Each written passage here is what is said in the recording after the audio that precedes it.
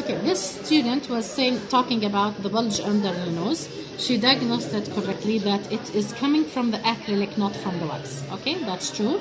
Why? Because this patient, if you can look at her mouth, she has an undercut here. And this undercut, I describe it as severe. How do I know it's severe? If I put my whole finger stuck in it, it's very severe. So what happens when they want to construct the base plate in here?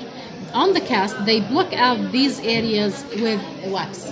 So that means this acrylic is not going into the undercut, it's coming bulging a bit, more labially.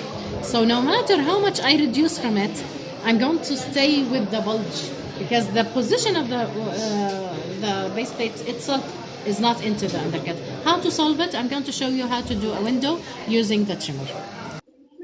So what is my solution? First of all, I diagnosed the area of the problem, which is from the canine up to here. Okay, so what I'm going to do, I'm going to trim this away from the base plate. And you might say, okay, what will happen with the denture? This empty area, they will refill it while they're doing the wax up.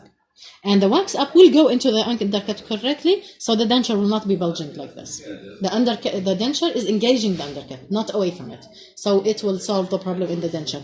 But at least it's easier for us to come in and out and to solve the bulge beneath the nose. I'm going to show you how we're going to do it.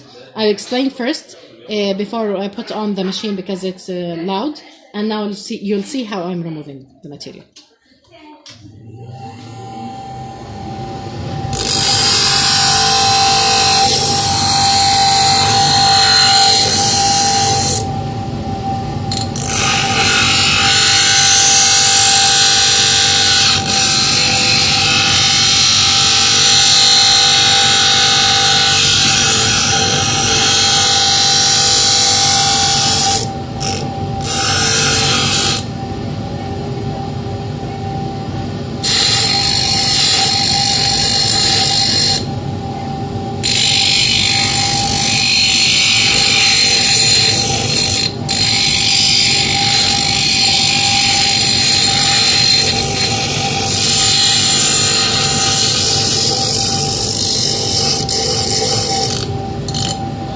Okay, you might ask two questions. So once, for one, I've answered what will happen in the denture. This will be refilled with the wax up stage.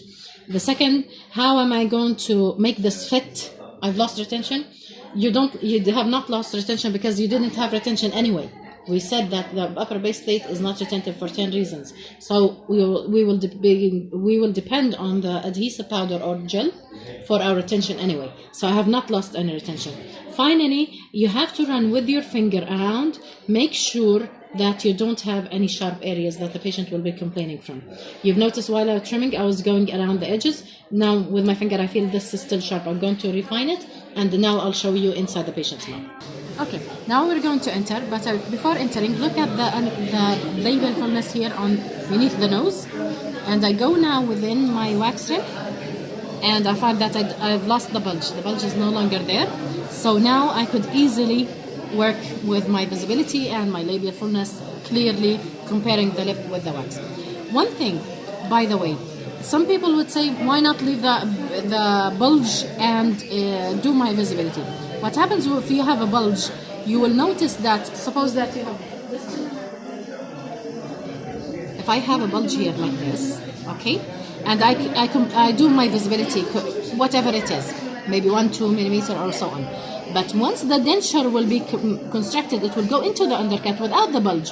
What happens to the lip without the bulge? It comes down. So what I calculated for the visibility is incorrect now. Okay, so it's sure that you have to make sure that you remove the bulge beneath the nose, especially if it's prominent, before doing your further adjustments on the upper waxing. Just a final look. So this is the material, the base record block. It has the material on it, which is the adhesive powder. Look, it is retentive. I could easily work with it, and I don't have the bulge, and I could easily compare the lip, the active lip of the lower part easily. Thank you.